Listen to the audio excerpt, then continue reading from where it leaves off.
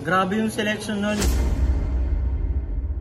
As in nakaka-stress siya, nakakaba. Ang pinakaano lang doon kasi ako yung nag-iisa na heavyweight. Pero mahina pa ako. Minsan ka na rin bang nangarap pero hindi mo alam kung dapat mo pa ba itong abutin mula sa alapaap? Maantig sa kwento ni Jeric, isang binatang puno ng pangarap na unti-unting inaabot sa pamamagitan ng pagsisikap at pagkakaroon ng puso na puno ng alam. Ako si Jeric Gita from BSHM2A. Isa akong taekwondo player from Combatives. Naglaro ako ng New Games. Ako yung isa sa mga nakakuha ng gold sa taekwondo heavyweight division.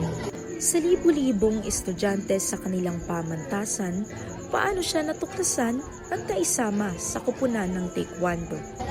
Naalala ko noon nung PE namin, first year pa lang ako. Wala pa kasi akong PE noon. So ang ginawa ko, sinuot ko yung dobok ko na galing sa local team sa lugar namin. So may tumawag sa akin na student, pinapatawag daw ako na Sir Clyde. Then nakilala niya pala yung dobok na suot ko. Then yun, kilala niya pala yun. Then kaya tinanong niya ako kung nagte-taekwondo rin ako. Then sinagot ko rin siya na nagte-taekwondo ako. Player din ako ng senior high school namin. So doon ako napapasok sa team na nagsimula na ako nag-training. Bilang baguhan sa team, hindi naiwasan ni Jeric na mangamba at may stress dahil na rin sa bagong mundong ginagalawan. Pero ang pagiging baguhan ay nagdulot kay Jeric para maipasok sa final lineup at magpatuloy sa kanyang pangarap. Ang pinakaano lang doon kasi ako yung nag-iisa na heavyweight. Meron pang isang heavyweight. Kaso yung height niya medyo maliit, medyo mas matangkad ako. Eh yung heavyweight kasi in taekwondo, pag sinabi mong heavyweight, ano siya mostly yung mga matatangkad na malalapad.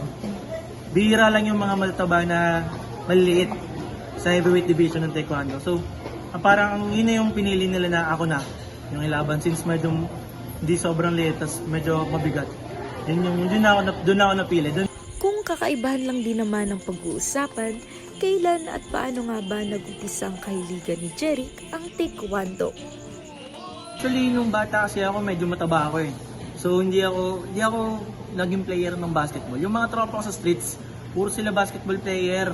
Ako lang yung nag-iisa at bukod tanging hindi basketball player kasi hindi ako marunong mag-dribble .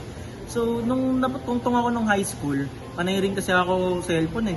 Meron akong isang tropang nag-taekwondo, actually Muay Thai, nag-Muay Thai at nag-taekwondo. Inaya niya ako mag-training. Then nung nakaya niya ako mag-training, nag-enjoy ako. Then medyo na-inspire din kasi ako kasi sa circle namin dun sa school, apat kami. Yung tatlo dun sa apat na yun, nag-taekwondo. So ako na hindi nag-taekwondo, parang, uy, ganda lang ginagawa niyo, asama ako dyan. That's, sumama-sama ako sa kanila sa mag-training, hanggang nakasanayan na lang din. Sa pagtuklas ni Jeric sa bagong libangan, nagbukas din ang oportunidad sa kanyang hilig sa larangan ng sining. Siya ay kasalukuyang presidente ng General Trias Arts Community kung saan ang kanilang grupo ay gumagawa ng mga artworks, spoken poetry at iba pang klase ng sining na maaaring itanghal sa iba't ibang entablado. Isa rin siyang solo artist na may alias na Elioha, kung saan ay tumutugtog siya gamit ang kanyang gitara at inaawit ang mga lirikong mula sa kaibuturan ng kanyang puso. Bilang isang tao, may mga bagay rin kailangang harapin si Jeric sa dalawang mundong kanyang tinutungtungan. Actually, napakahirap. Hindi siya sobrang ganun kadali lang ibalanse. Minsan may mapapabayaan ka talaga, minsan may hindi ka talaga magagawa. Pero dapat nakahanda ka lang din sa mga consequence na mga hindi mo nagagawa. Minsan, meron akong mga araw na photographer sa umaga, tas tugtog sa gabi. Meron ganun. Then, awa ng Panginoon, nagagawa naman ng balanse. Okay, buhay pa naman. Actually, meron akong storya. Ngayon ko lang siya na-meet . Ngayon ko lang siya na-realize. Late lang, last year lang, December. Napunta kami sa isang event sa Las Piñas. Nagulat ako, pagdating namin sa event, pamilyar sa akin yung lugar. Sabi ko, kuya, parang napuntahan ko na to. Hanggang sa makapasok ko sa venue, sa ako naalala. Nag-catering ako dito dati. Kasi habang nag-catering ako nung dati, naaalala ko na mayroong videographer sa event na yon. Caterer ako Ako yung mga nag-serve ng tubig, ng ganyan, nagbubuhat ng mga bangko. May videographer doon, ako as batang ako, mahilig talaga ako mag-video. Cellphone gamit ko, nag-edit talaga ako. Pinangarap ko talaga na makahawak ng totoong camera. At ang magical lang ng moment na yun, na nakabalik ako sa lugar na yun, kung saan may hawak videographer na ako, hindi na ako caterer. At that time na yun, grabe yung taba sa puso ko. Parang na-meet ko na day one na pala yun. Parang hindi ko alam. Napatapat ako sa may bintana dun sa event na yun. Nakita ko yung parang swing. May playground kasi sa likod ng event space eh. Yung swing na yun, nung nag-cater pa ako, nag-swing ako doon. At habang nag-swing ako doon, nakatingin ako sa loob ng event place habang nakangarap. At ngayon, baliktad na, doon na ako sa loob ng event, videographer na ako at nakatingin na ako doon sa swing. Ngunit, sa lahat ng kanyang ginagawa at naabot na sa kanyang buhay, ano ang masasabi ni Jeric sa kanyang sarili? Kung mayroong quality na may pagmamalaki ko sa lahat, yun na yung marunong akong hindi sumuko. Marunong kasi akong magtiis sa failure, yung apoy sa passion ko. Yun talaga yung pinaka nagpupush sa akin. Yun yung parang gasolina ko. And yung pagkapit ko sa pangarap, sa paniniwala ko na lahat ng pangarap natutupad basta nilalakaran.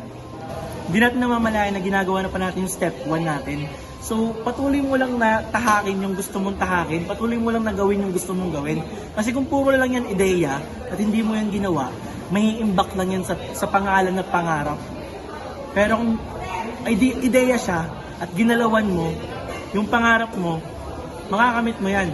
Sooner or later, hindi mo alam, hindi mo namamalayan, gumagalaw ka sa isang proseso. So para sa mga katulad ko na nangangarap, patuloy lang natin daanan, patuloy lang natin lakaran, patuloy lang natin ganapan yung mga dapat nating ganapan. Sa mga atleta, patuloy lang tayo mag-training para gumaling. Ayun, ang pinakamahalagang leksyon na matatanggap natin at magagawa natin ay ang hindi pagsuko. Yun lang yun. Athlete at artist, yan ang papasok sa isip mo kapag narinig ang pangalang Jeric Kita. Determinasyon at hindi sumusuko. Katangiang taglay hindi lamang ng leader, kundi ng isang taong may pangarap.